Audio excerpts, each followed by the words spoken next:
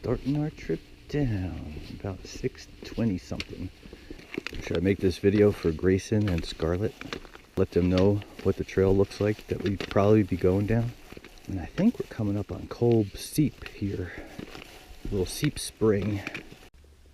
Sun's just about coming up. We got a nice sunrise.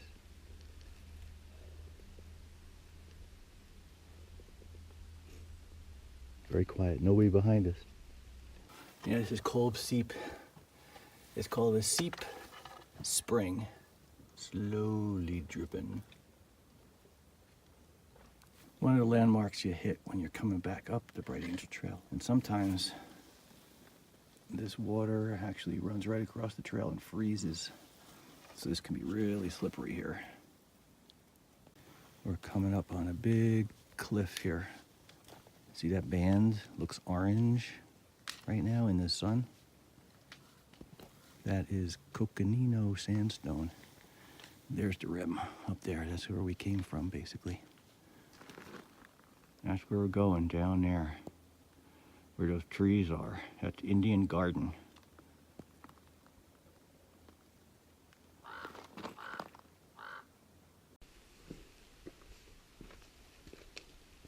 What a sunrise.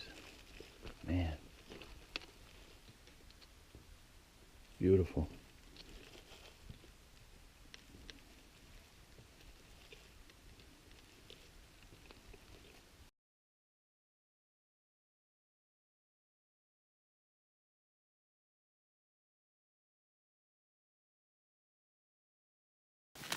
Okay, we're coming up on the second tunnel. They blasted this hole through this rock here and put the trail through it. This is, I think it's about almost a mile from the second tunnel to the top. And when you're coming up the trail, it seems like it takes a long time to go between the second tunnel and the first tunnel. You hit the second tunnel and you think you're almost at the top, but you got a little bit of a ways to go yet. At this spot right here, we took a little break because I wanted to show you, this is Coconino Sandstone, it's called.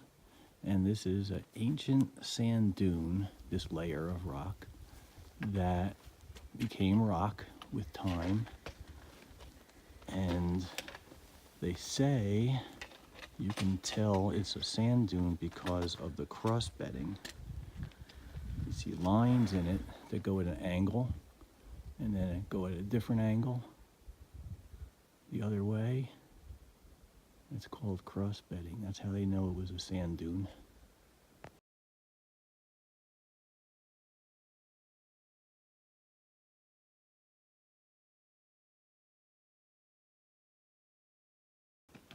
All right, we stopped at this section over here. This is one of my favorite sections of the trail. This rock over here, that's that Coconino Sandstone with the cross bedding. And that's sitting right on top of this red rock here. This is called Hermit Shale. And shale is made from mud flats. So back in the day, long time ago, this was an ancient mud flat. And when mud dries out, it forms cracks. So in certain areas where those cracks are formed, the sand from when this Coconino was a sand dune blew over and filled in the mud cracks here. So there's a couple sections where you can see the sandstone actually penetrating into the Hermit Shale where those mud cracks were. This is really a really good example of geology along the trail too. This is at a corner. They call these things switchbacks. So the trail comes down and makes a bend, it goes down this way, it goes back and forth in like a zigzag pattern, and that's to try to make the trail a little easier to walk on. Okay, gonna have to explain something a little bit here. This side of the trail here, this is the, what is this, the east side of the trail. This is Coconino Sandstone. We're still in here, okay, that layer. And you look over the other side, the west side of the trail, and we're at the base of the Coconino. We're almost into the Hermit Shale. That's because we are in a fault zone. This is where an earthquake happened a long time ago. So that side of the trail was uplifted from this side of the trail. And this fault is where the trail goes down. And this fault runs all the way down through here and all the way up the other side. So you can see the other side, that's the Bright Angel Fault, all the way up to here. And that's what makes it possible to walk down here, because the rock has been broken and it's easier travel when you're walking along a fault. Hey Grandma, we almost at the 1.5 mile rest house? Well, I know we're getting close to the 1.5 mile rest house now, because that right there is called 2 Mile Corner. So we're getting really close. The sun is up now and it's just hitting the north rim over there, and also hitting the south rim here. And that's the way we came down, from up there in that notch. Nice and calm, no wind today, it's beautiful. 1.5 mile rest house. Hey Grandma. And there's the restroom for the 1.5 mile rest house. Is this the place we went to the first time we hiked at the Grand Canyon? We went down to 3 Mile. Did we go to 3 Mile? We did, because we thought 1.5 miles was so easy. And then we said, oh, we'll go down to 3. And then we saw how everybody looked when they were coming up. And we thought we better turn around. So what's the moral of that story? Make sure you know what you're getting into and be prepared. And the hike up is a lot harder than the hike down. So the first time we hike here might be to this rest house here. We'll see, because the hike back up is really hard. And in the warmer months, they have water turned on here, and then rest up here if it's really, really hot. There's a little shade from the roof there. You go up in there and there's benches. You can rest a little bit and go to the bathroom over there if you really need to. Okay, so we're going to take another break right here, and that's 2 Mile Corner. And I'm going to take a look at this rock right here. I'm going to climb up there and show you what's on that rock. Oh, I climbed up this little section here, and here's that rock overhang, and these are Indian pictographs. These are called. That's what they're called, pictographs. It's where you use paint, handprints, and they make designs of different animals. Petroglyphs are a little bit different than pictographs. Petroglyphs is you use a rock and you chip into the other rock and make a design. But this, you use some kind of paint. So, looks like different animals.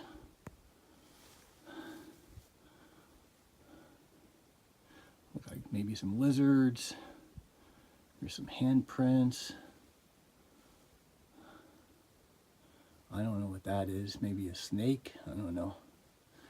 Maybe a coyote or a fox. That thing looks like could be a turtle or a frog. There's a snake. Oh, yeah. Got some tracks here. Looks like, well, that's a person, but that might be a sheep, bighorn sheep, or deer, maybe. Through the trail here. Quite a few of them. Finally found the rock, the Coconino sandstone rock with the reptile tracks in it. It's right here, and nowhere where I thought it was. I thought it was a lot further down the trail than this. It's located above the 3 Mile Rest House at this point here by a tree. Just look for the tree.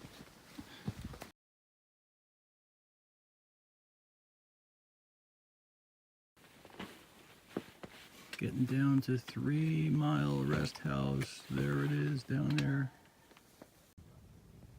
Coming up on 3 Mile Rest House. Let's see what time it is. Do you know what time it is? 8:44. 8:44.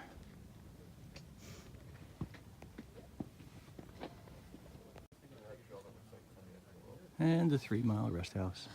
Yay, I'm gonna go in there, take a nice long break, something to eat, something to drink, and stretch out. How's it going, Grandma? Going good. Working our way down to Indian Garden. There's switchbacks for about half the way to Indian Garden. And then the trail levels out a little bit. It gets a little easier to get to down there. Okay, this is the stretch of trail above Indian Garden, below the switchbacks, and it levels out a little bit and starts getting a little bit easier walking. We'll have a lot of this on the way to Indian Garden. I guess I have to turn the recording on. Hey, having a little breakfast over there. Oh, look, he's facing this way now. And so's this one over here, having a little breakfast. He's just facing this way up there. Oh yeah, there's one with antlers.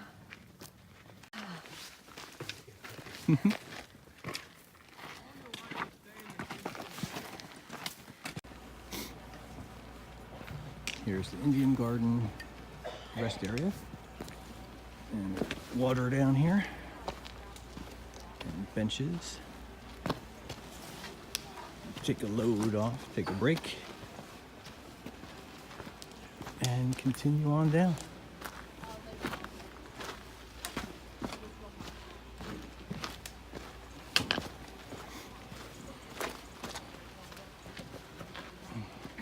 Indian Garden. This is the stretch below Indian Garden. Big cottonwood trees down here. And the grade is pretty gentle for a while. And then we go into a narrows alongside Garden Creek. This layer of rock right here is called the Tapeats Sandstone. And where water runs through it, it creates some pretty nice narrow gorges. And here's a favorite stretch of mine in the Tapeats Narrows is Waterfall in Garden Creek here. Goes along the Tapeats Sandstone.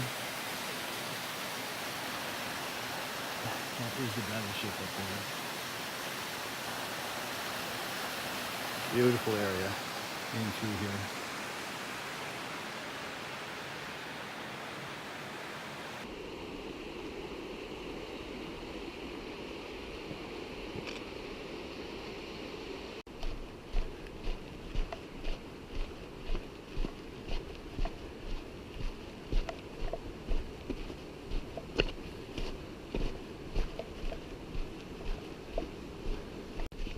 And the inner gorge, heading toward the top of the Devil's Corkscrew.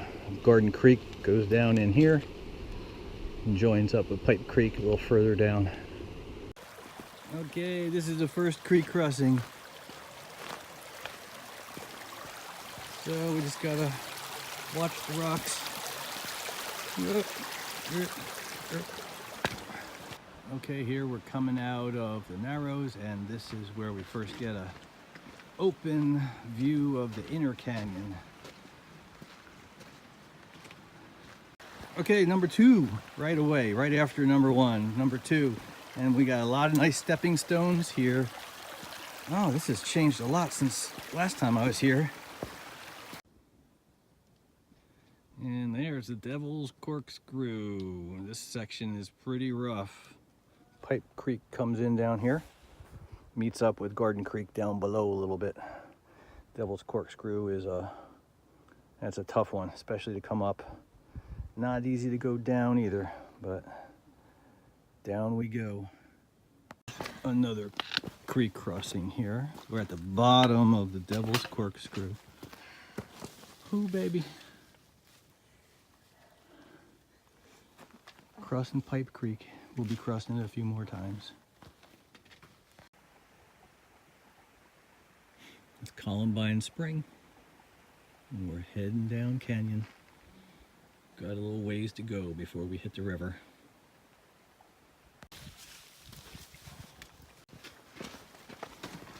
Creek crossing.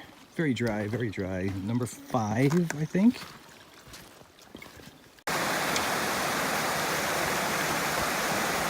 And there's where the two waters meet. So that's Garden Creek and Pipe Creek. And join right there.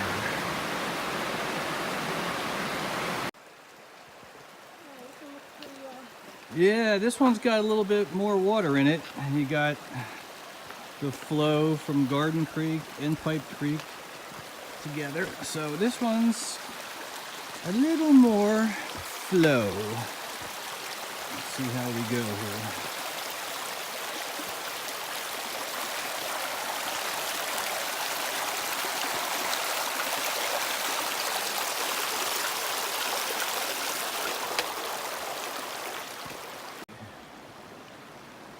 Water crossing number 7. A lot of water. Hey, this one's a little bit trickier. Okay. And there's the River Rest House. We're really close to the bottom here. Toilets are just ahead. And I can see the river. Ooh, it's flowing.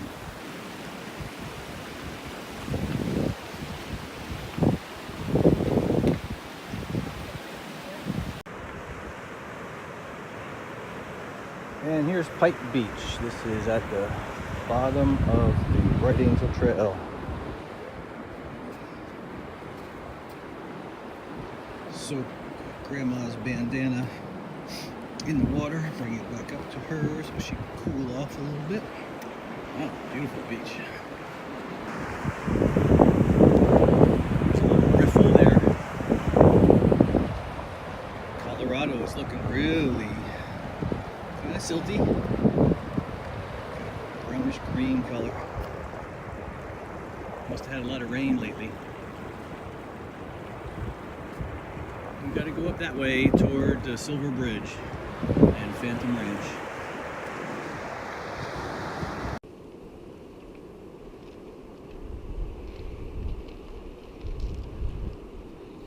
The trail goes up along this ridge up here. And there's the Silver Bridge.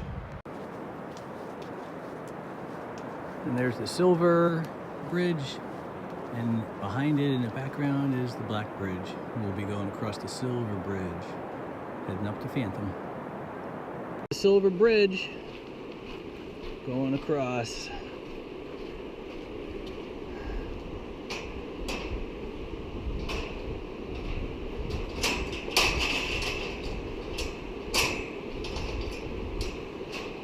Grandma does not like this too much.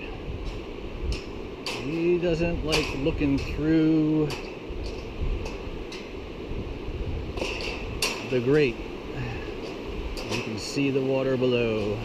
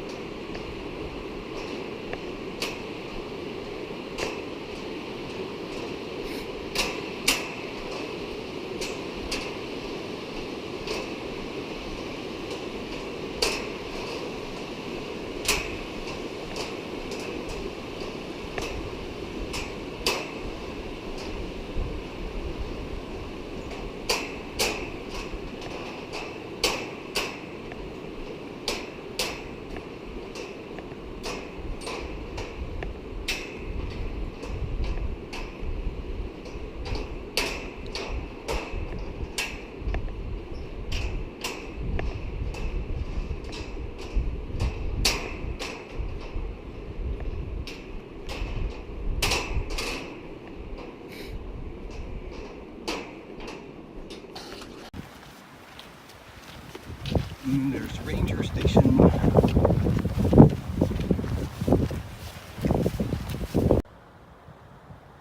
There's the amphitheater where they have ranger programs. Here's the mule corral. And the sign says, "Welcome to Phantom Ranch." Oh, Grandma just corrected me. I wasn't even reading it. It says, "Phantom Ranch welcomes you." Here we are. Here's our cabin. Number 11. Our little home for 3 nights here.